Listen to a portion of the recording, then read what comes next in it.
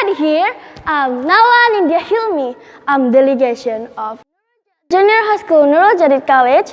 Here, I'm going to tell you about my fairy tale story on the title of Rumpelstiltskin. Once upon a time, in a village, there was a poor miller with his daughter. His daughter was very beautiful and charming. The miller was a chatterbox, and he had a habit of exaggerating what he told to others. The miller had fooled many people many times, so they complained about the miller to the king. The king decided to teach him a lesson and called him to visit. After he arrived at the castle, the miller said to the king, "Oh, my dear Majesty, thank you for giving me the honor to meet you. Since you don't know anything about me, I would like to tell you about my daughter and me." The king didn't refute or hinder his word. King replied, "Yes, please, go ahead. I have a daughter who's the most beautiful girl in the world, but more than that, she can spin gold out of straw."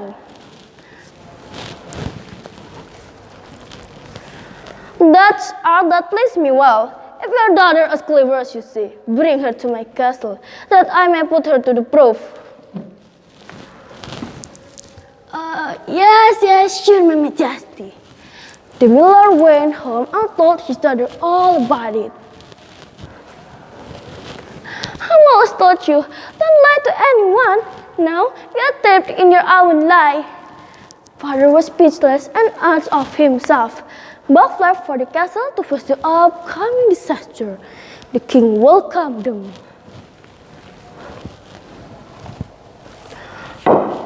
"Oh, welcome, Mr. Miller. Welcome, beautiful lady. You are as beautiful as your father described. I hope you will spin the gold up of straw. Not waste any time. Come with me." The king himself took her into a room that was quiet and full of straw, and gave her wheel and spindle. "Now, set to work, and if by early morning you haven't spun this straw to gold, you and your father shall die." The poor miller's daughter didn't know what to do. She was scared and began to cry. Suddenly, bright light met, and there appeared for some-looking little man. "Good evening, miller's daughter. Why are you crying?" "Oh, I've got to spin the gold up of straw, but I don't understand how to do it."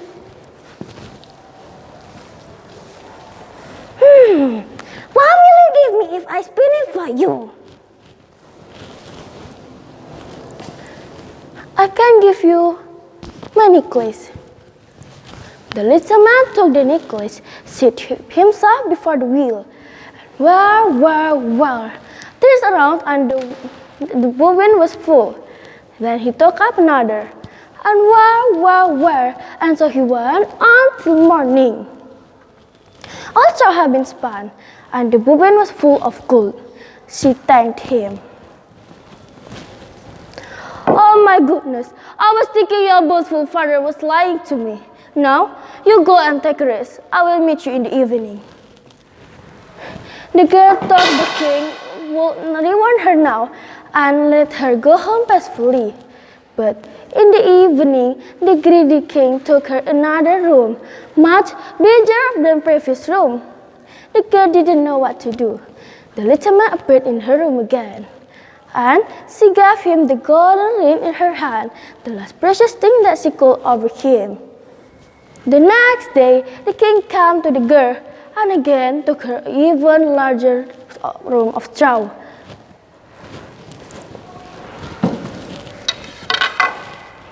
"These two must be spun in one night, and if you accomplish this, you shall be my wife. I'm not likely to find anyone better in the whole world." As soon as the girl was left alone, the little man appeared for the third time. "What will you give me if I spin this straw for you this time?" "Oh, I have nothing left to give." okay, don't cry. Then you must promise me to give your first child after you are queen. She had no other option but to say yes. The little man began to spin all night much faster than before. All the straw had been spun, and as he finished his work, he laughed and disappeared immediately. In the morning, the king came to the girl and found all the work half done according to his wish.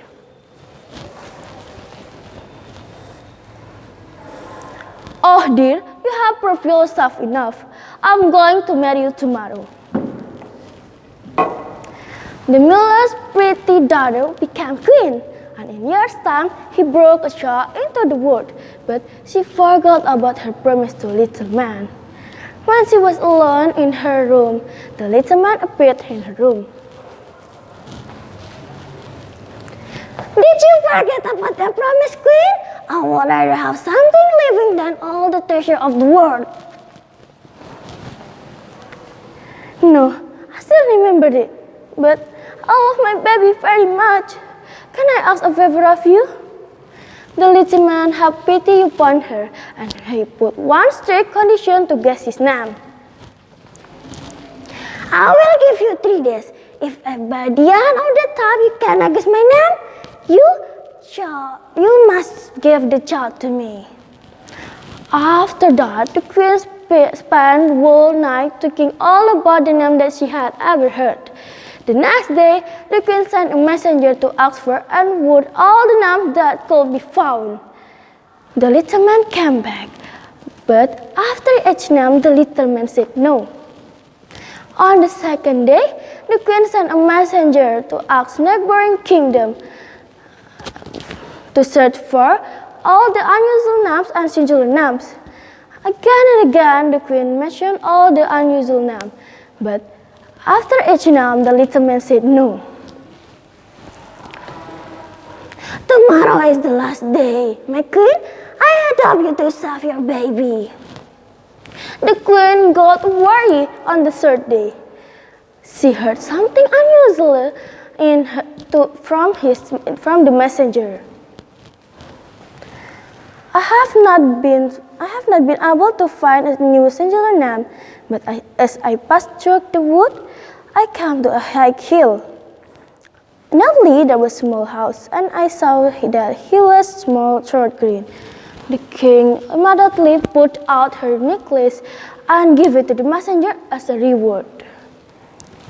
After some time, the little man reappeared. Now, queen, what's my name? Are you called Jack or Harry? No, it is not. And perhaps your name is Rumpelstiltskin. The devil taught you that. The devil taught you that. In his anger, he stamped his right foot so hard that it went into the ground above his knee.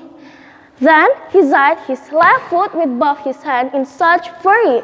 Then he split it in 2 and 3, and was the end of Rumpelstiltskin.